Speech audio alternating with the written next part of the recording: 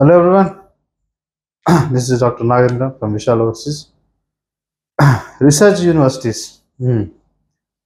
So research university వేరు, research medical university వేరు.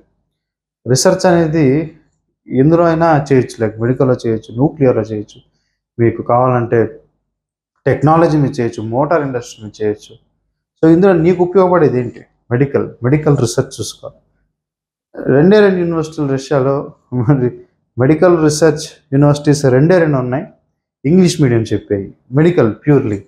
ఆ రెండు, ఒకటి మాస్కోలో ఉంది Russian national research medical university, రెండోది ప్రివోల్స్కీ రీసెర్చ్ మెడికల్ యూనివర్సిటీ నిజ్నీ నవగోరోద్లో ఉంది.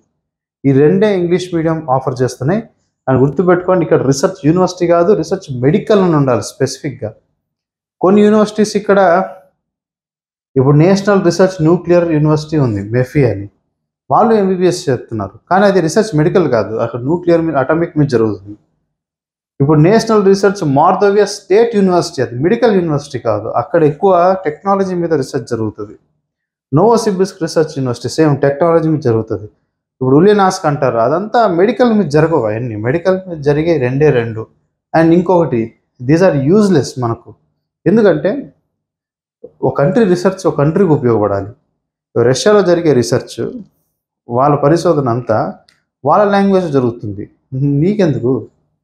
మనకు చాలా హెడేక్స్ ఉన్నాయి. మనకు ఏంటంటే యూఎస్ఏ మరి వాళ్ళు స్టెప్స్ క్లియర్ చేసుకోవాలా, ఇండియా వాళ్ళు నెక్స్ట్ క్లియర్ చేసుకోవాలా. ఈ మధ్యలో ఈ రీసెర్చ్ ఎక్కడి నుంచి వచ్చింది నాకు అర్థం కావట్లేదు. కొంతమంది అడుగుతున్నారు నన్ను, సార్ రీసెర్చ్ నన్ను, what you got to do with research? You're a baby of medicine, నీకేం తెలుసు? రీసెర్చ్ ఎవరు చేస్తారు? కనీసం ఒక గ్రాడ్యుయేట్ లెవెల్, ఒక అండర్ గ్రాడ్యుయేట్ అయిపోయిన వాళ్ళు చేస్తారు ఎక్కువ మామూలుగా. నువ్వు అప్పుడప్పుడే నేర్చుకుంటున్నావు. నీ రీసెర్చ్ స్టడీ వేరు, రీసెర్చ్ వేరు.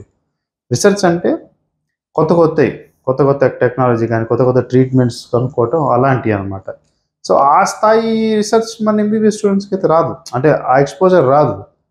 సో అందుకే దీని మాయలో పడొద్దు.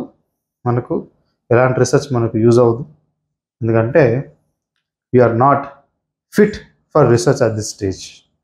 We got a lot of headaches which we are going to face in the near future. So kindly concentrate on those headaches. Stay tuned. Thank you.